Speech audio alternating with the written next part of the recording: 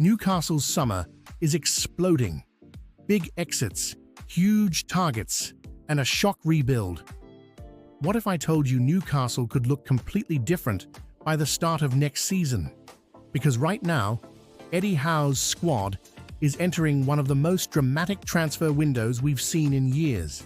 Big names are leaving, transfer targets are emerging, and one blockbuster sale could change everything. But the biggest story comes later in this video, and Newcastle fans may not like it. Let's get into it.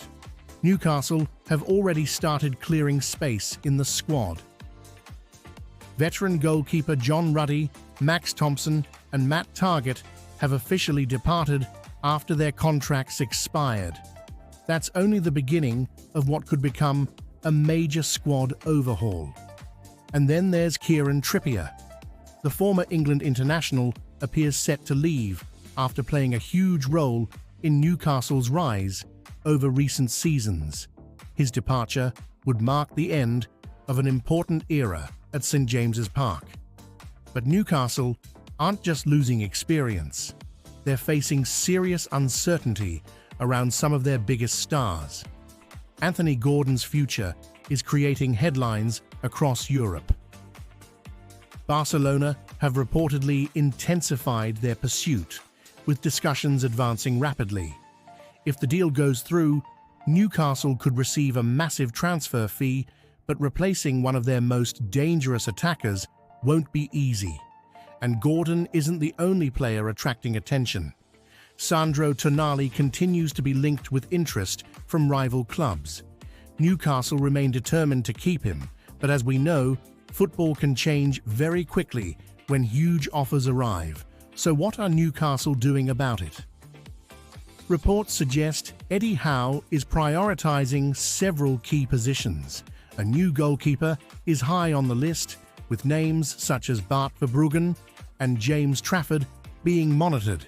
Defensively, Newcastle are searching for fresh options after multiple departures. One of the names linked recently is highly rated Atalanta defender Marco Palestra, a young talent attracting interest from several top European clubs. And that's where things get interesting, because Newcastle aren't simply looking for short-term fixes. The club appears focused on younger players who can become long-term stars while helping rebuild a squad that missed out on European football. The big question is this: can Newcastle convince elite talents to join without European competition? That challenge could define their entire summer. One thing is certain: this transfer window could shape Newcastle's future for years to come.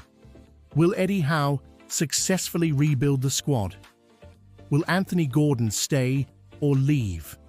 And who should be Newcastle's #1 transfer target? Let me know your thoughts in the comments. And if you want the latest transfer updates every single day, make sure you subscribe and turn on notifications, because this summer is only just getting started.